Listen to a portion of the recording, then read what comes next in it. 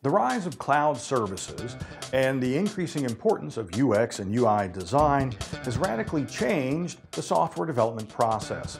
I'm at Slingshot, a Louisville-based software and product development firm, to talk about how they're building the right team for 2020 and beyond. So David, Slingshot's been around for over a decade.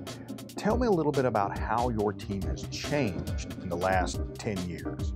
It used to be just development, and now it's really, strategy, design, cloud development, front-end work, web development, and cloud. So there's a lot of different areas. I think as things have gotten more complex and more demanding, we've maybe sort of specialized more now, for sure, than we used to. You mentioned that you recently hired 2 UI designers. How important has design become to the software development or the product development process? Building the right thing is got to be the #1 priority. It's step one when you have an idea. If you build the wrong thing, it doesn't matter how well you build it. You can have the best development talent in the world, but it's not going to be successful. So step one, that's where design comes in. Not just making something look pretty.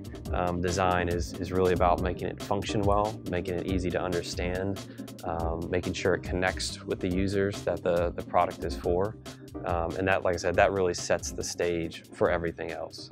What do you see as the right mix of coding, design, and cloud experience for a team like yours? There's companies out there that just do development. There's companies that just do design. I think to truly do it well, you have to combine designers with developers, and you have to have somebody that's very strategic as well. You have something you can design, but if you don't know technically what's possible or how difficult something is technically, you can end up with something that doesn't take full advantage of everything it could, or you design something that is very, very difficult to build when maybe there's an option that provides the same value but is a little bit easier.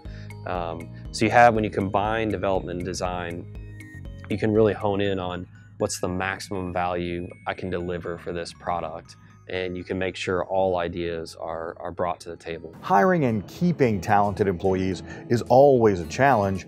What are some of the techniques that have worked for you? In this market, if you're looking for developers or designers, chances are you're not going to get a lot of hits unless you're just an incredibly well-known maybe company. But for the most part, I think you have to recruit when you're going to find somebody. If somebody's really good, they probably have a job, and they're maybe passively looking. It's almost a sales activity where you have to go out and you got to find them.